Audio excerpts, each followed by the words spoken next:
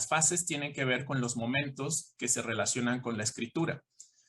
De tal manera que voy a hablar en un primer momento de la fase que es antes de escribir. ¿Qué es lo que sucede antes de que un autor o una autora se siente a plasmar en letras su pensamiento? ¿Qué sugiero yo que suceda antes de escribir? Entonces, yo les invito a que en medida que voy hablando de estos tópicos, ustedes revisen qué tanto han cumplido o cumplen o quieren cumplir con esa fase de la escritura. Vamos entonces con la siguiente lámina. Este es el punto número 1 del antes de escribir. Antes de escribir, lo primero que tendríamos que hacer es leer. Esto podría parecer simple, pero no lo es. La estatura de un escritor en realidad tiene mucho que ver con su hábito de lectura.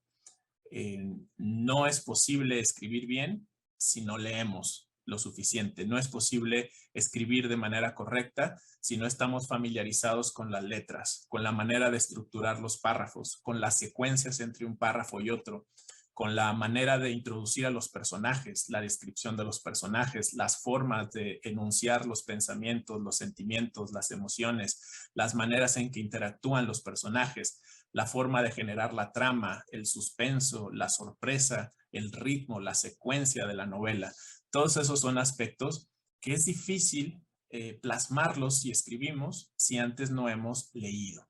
Necesitamos familiarizarnos con las letras, con los textos, no necesariamente al nivel de un experto académico, pero sí necesariamente al nivel de alguien que lo disfruta, que lo hace no porque es una obligación o porque es algo que tiene que cumplir ya que está estipulado, sino que es alguien que lo está disfrutando porque es generador de placer para sí mismo o para sí misma. Leer nos hace escribir un poco mejor o al menos de manera más estructurada o sensata. Respecto a este tópico de la lectura, valdría la pena mencionar un comentario realizado por Borges. Él decía que había disfrutado mucho escribir, pero por encima de todas las cosas había disfrutado el haber podido leer tantas grandes obras magníficas y maravillosas que habían llegado a sus manos. Eso no solamente él lo dice, no es solamente una frase, sino que también está reflejado en su obra, principalmente en una que se llama el Aleph. En ese texto, Borges muestra todos los contenidos, toda la riqueza cultural que él fue adquiriendo a lo largo de su vida, porque se mezclan varios temas, varias idiosincrasias, varias ideologías, varios puntos de vista de distintas culturas, de distintas etapas de la historia de la humanidad. Ese texto, por tanto, refleja el amor por la lectura que tenía Borges. Ahora, también podríamos hablar como ejemplo de esta fase de Stephen King. Stephen King es un autor muy conocido por obras como El Resplandor o como Eso, que después quizá todos lo conocemos por la película, donde sale por ahí un payaso un poco tenebroso. Bueno, Stephen King muchas veces habla de los autores de los que él es heredero. Por ejemplo, Edgar Allan Poe o Lovecraft, que son autores que el mismo Stephen King refiere como una influencia directa que él tenía. Y un tercer ejemplo de la importancia de esta fase podría ser el autor de la serie de novelas que se llaman, esto es un poco más popular, Canción de Hielo y Fuego. Mundialmente conocida después por el nombre que se le dio a la serie, que es Juego de Tronos, que quizá varios de ustedes conocen, pero el autor George Martin hace en esta serie de novelas ciertos paralelismos con la historia inglesa, con los reyes y con las dinastías y con las contiendas que había por el poder, es decir, por el trono. Su cultura en el conocimiento de la historia le permitió ir haciendo ciertas conexiones a algunos personajes, y de hecho hay estudios interesantes que hablan de cómo algunos personajes de esta novela tienen ciertas similitudes o muchas similitudes con personajes reales de la historia. Pero desde luego George Martin no está haciendo historia, está haciendo una novela, está haciendo ficción a partir de elementos de no ficción. Y eso es lo interesante en la literatura. Podemos por medio de la ficción, hablar de cosas verdaderas, hablar de emociones reales. En este caso, de la novela Canción de Hielo y Fuego, o la serie de textos Canción de Hielo y Fuego, pues es la lucha por el poder, la vanidad, el egoísmo, la vanagloria, incluso el placer o el hedonismo que tienen entre sí los personajes. Esta es entonces la primera fase. ¿Quieres escribir? Primera recomendación, sea un lector. Vamos a la siguiente. Por favor, seguimos en antes de escribir. Una segunda sugerencia es ser capaz de observar el mundo. Cuando me refiero a observar el mundo, no es nada más abrir los ojos y ver lo que está a nuestro alrededor. No, a lo que me refiero es poner atención a lo que nos rodea, a nuestros contextos. Ser verdaderos observadores, poner nuestra energía en tratar de comprender lo que está frente a nosotros.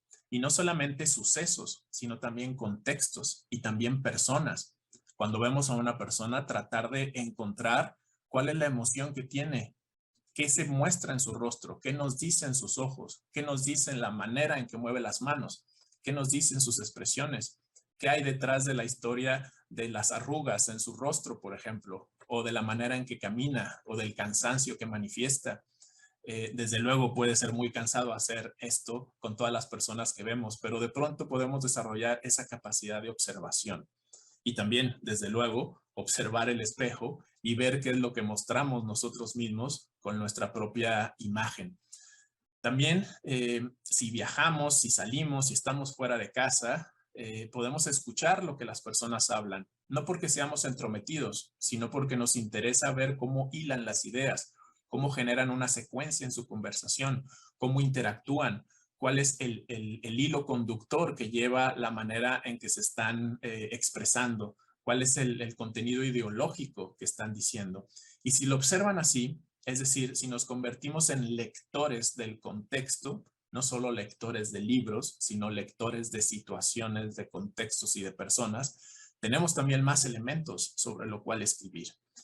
Porque posiblemente algo de lo que hemos escuchado nos da una idea para incluir en nuestra novela o en nuestro cuento o en nuestra fábula o en la historia que queremos narrar o incluso en nuestra obra de teatro si somos dramaturgos, ¿no?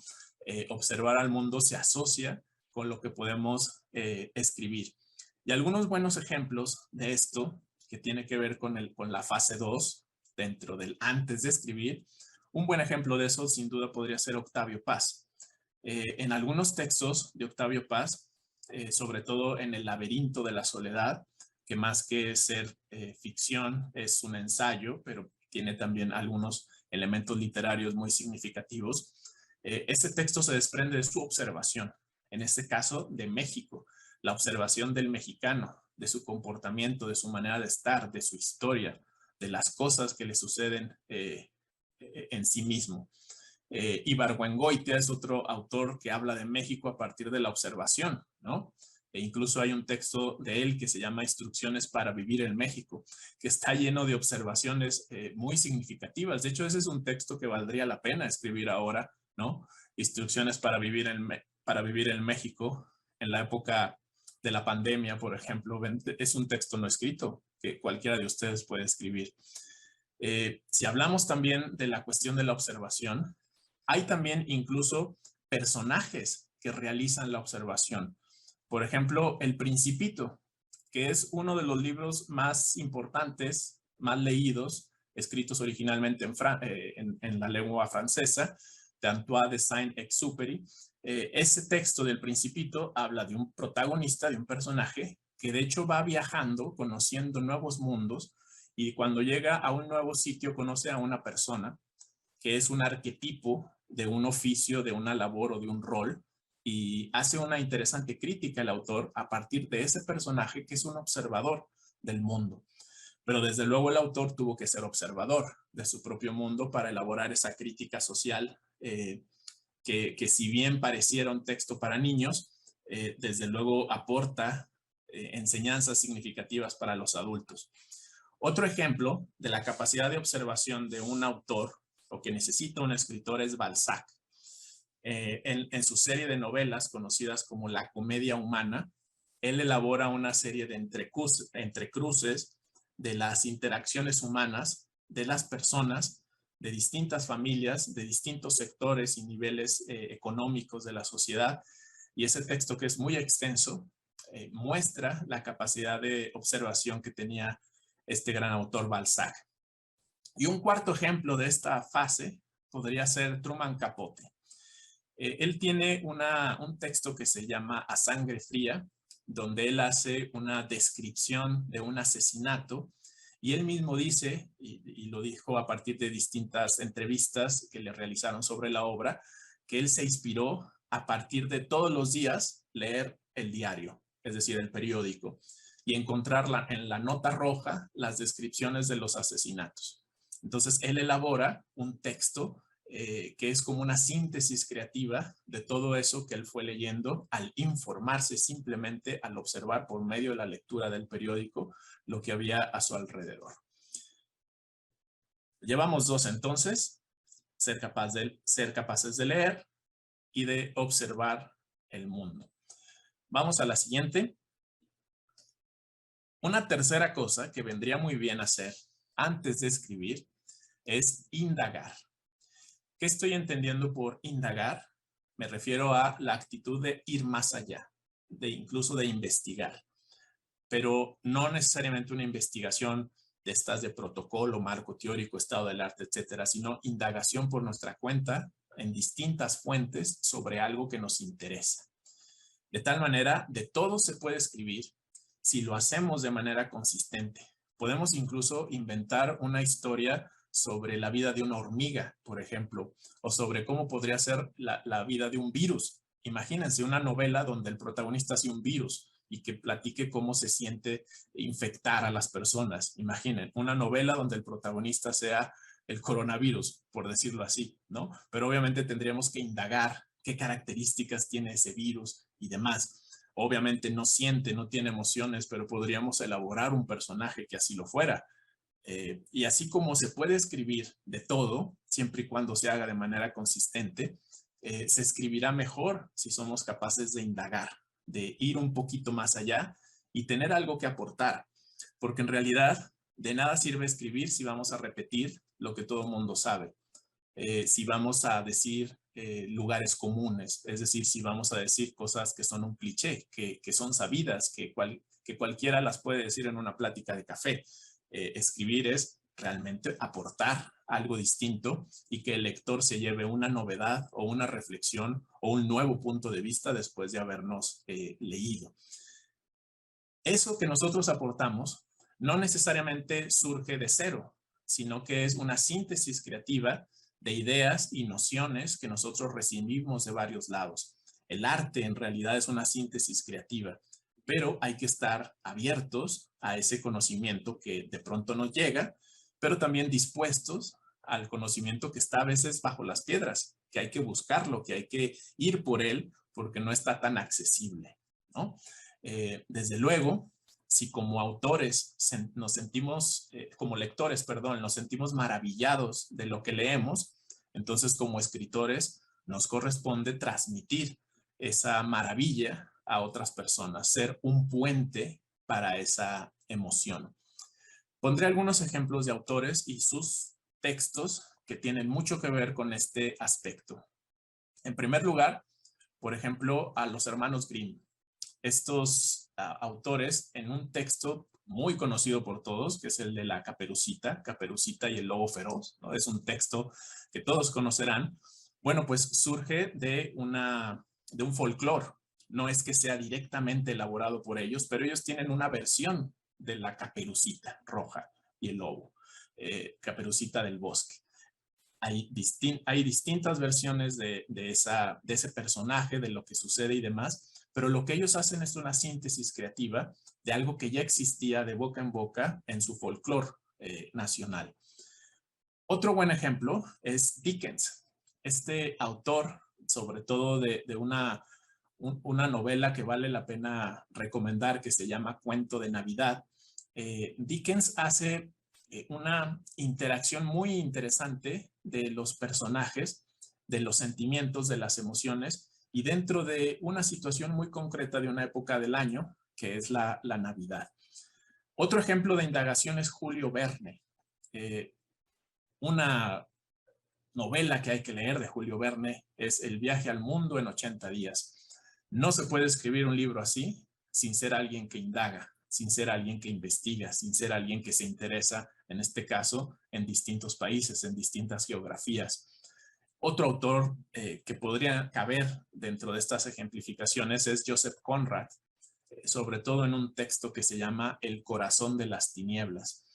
En ese texto, que después generó una película conocida como Apocalipsis Now, se trata sobre el contexto de la República del Congo, en sí de África, donde unos navegantes van teniendo una serie de controversias y situaciones complejas que les hacen preguntarse sobre el para qué existen, o para qué vivir, o el sentido de las cosas, y de la valentía incluso, y de vencer las situaciones complejas, las vicisitudes.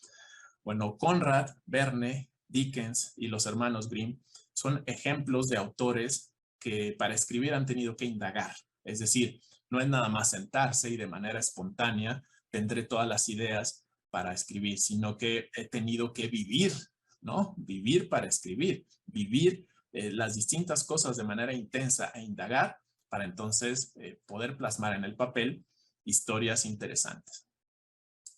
Me gustaría preguntarles a todos de lo que han indagado en su vida, ¿de qué podrían escribir? Si te diesen un trabajo hoy que sea escribir un libro, ¿de qué te interesaría escribirlo? ¿Cuál es el tema en el que tú crees que puedes aportar? O si haces una novela, ¿de qué trataría esa novela? ¿Qué tendrías que investigar para hacer esa novela?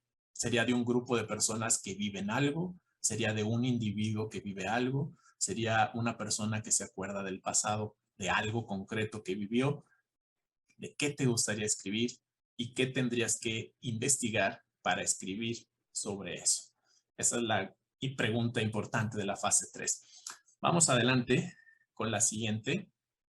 Tenemos en el cuarto punto, es importante conocerse, ¿sí? No solo leer, indagar y observar, sino también observarme, indagarme, conocerme, verme a mí mismo, estar en contacto con las propias emociones o al menos con los propios conflictos de pensamiento, con las crisis, con los vacíos, los huecos, las tinieblas que uno tiene en su propia existencia. Un pensador, un filósofo llamado Sócrates, hace 25 siglos, decía que la vida que no es examinada no vale la pena que se viva. Es decir, trasladando eso a la escritura, sería algo así como un libro que no es producto de un autor que se examina a sí mismo, quizá no vale la pena leerlo, ¿sí? Y aparte se nota en las letras el trabajo que hay detrás. No solamente el trabajo de académico, de investigación y demás, sino el trabajo personal que ha hecho el autor sobre sí mismo, que tanto ha indagado sobre su persona, sobre sus propias emociones, sobre sus propias tinieblas, ¿no? Incluso cuando uno no tiene claro quién es, puede que no tenga claro sobre qué escribir, pero aún así, de eso puede escribir. Puede escribir sobre su propia duda, sobre sus propios procesos, ¿no? Por ejemplo, Miguel de Cervantes, en El ingenioso hidalgo Don Quijote de la Mancha, un título largo que terminó por simplificarse con El Quijote, bueno, pues él habla de todos los procesos de crisis que vive el protagonista. Vive de pronto complicaciones que algunas las platica con su amigo, con su asistente Sancho Panza y demás, pero está hablando de vicisitudes que surgen en la vida. Sería complejo afirmar que esos conflictos o problemas existenciales tienen que ver necesariamente con la vida de Miguel de Cervantes, pero sin duda Cervantes tuvo que conectar con la realidad de esas emociones para poder plasmarlas. Y eso habla también de un proceso personal, ¿no? Ahora, si hablamos de procesos personales, quizá uno de los autores más representativos en eso sea Marcel Proust, en una novela que se llama En busca del tiempo perdido, que es una novela, vaya, densa, fuerte, muy larga, casi es como una misión personal leer completo ese texto, pero es muy interesante porque nos aporta todo el meollo de la crisis de un individuo que está tratando de clarificar qué es lo que tiene que hacer en la vida y cómo recuperar el tiempo, y habla de toda la cuestión filosófica del tiempo, Marcel Proust, En busca del tiempo perdido. Y hay otro texto muy interesante al respecto, escrito por Carmen Laforet. Este texto no es tan conocido, pero en su tiempo lo fue, sobre todo en Barcelona y Cataluña, en España en sí. El texto simplemente se llama Nada. El nombre de la novela es Nada. Y Carmen Laforet habla de una estudiante que había llegado justamente a un sector de España, en Barcelona, donde vive una crisis como estudiante y quiere encontrar su camino en la vida. Esta novela, que fue premiada, pues habla justamente de todo ese proceso de conocimiento que se ve en los protagonistas y que seguramente, aunque no necesariamente igual, pero con cierta similitud, tuvieron que vivir los autores. De tal manera, el acto de escribir, cuando realmente estamos concentrados en ellos, nos abre ventanas en la mente. Ventanas por las cuales llegan nuevas ideas, nuevas conexiones de ideas, nuevos elementos creativos que nosotros podemos plasmar en el papel. Rushdie, que es el autor de un texto que se conoce como Rushdie, se conoce como los versos satánicos, nos dice que esa apertura en la mente son como mentanas, ¿sí? Con M, mentanas. Tenemos la mente abierta con estas ventanas mentales o mentanas que refiere Salman Rushdie, este famoso escritor que habla de la inspiración y que habla de cómo el proceso de conocimiento y de indagación también es importante para el escritor. Muy bien, me he apasionado con esa número 4, porque desde luego el asunto del autoconocimiento pues tiene mucho que ver con los procesos filosóficos y también con la historia psicológica de la persona. Pero vamos a continuar con la número 5, que aún hay varias cosas que decir. Hay que decidir cómo contar la historia. Esta es la última fase del antes de escribir. Ya sabes qué vas a contar, ya indagaste, ya leíste, ya estás en proceso de conocimiento. Ahora, ¿cómo vas a contar tu historia? Mi primera recomendación aquí es no hacer historias donde haya gente que es totalmente buena o totalmente mala, ¿sí? Hay que entender que los seres humanos somos como claroscuros, tenemos distintas facetas. No somos solo buenos, no somos solo malos. No habría que hacer esa moralización de los personajes. De hecho, varias de las novelas más interesantes nos hablan de este claroscuro, de cómo hay aspectos como sanos y también aspectos malsanos en una sola persona. Un muy interesante ejemplo es el libro de Frankenstein, escrito por Mary Shelley. El personaje, el ente que generó el doctor Frankenstein, constantemente se está preguntando eso, sobre la bondad y la maldad, sobre si corresponde actuar de una manera amable con las personas o más bien destruirlas por el hecho de que él sea una mezcla de la carne de otros individuos. Ese es un texto maravilloso, totalmente recomendable, que habla justamente sobre ese claroscuro entre la bondad y la maldad. Tampoco es tan recomendable hacer historias donde todo es bonito, donde solo hay felicidad, porque si la historia es feliz, no hay mucho que contar. Ha llegado a su consumación desde el principio, o sea, desde que inicia todo está bien, no hay trama, no hay crisis, no hay conflicto, eso es irreal. Si nosotros observamos nuestra vida personal, pues también hay conflictos, y de hecho eso no digo que la haga divertida, pero sí le da mucho de su sentido, el cómo solucionamos las cosas, cómo solucionamos nuestros problemas. Por tanto, en un texto literario debe haber también ese momento de crisis, de conflicto.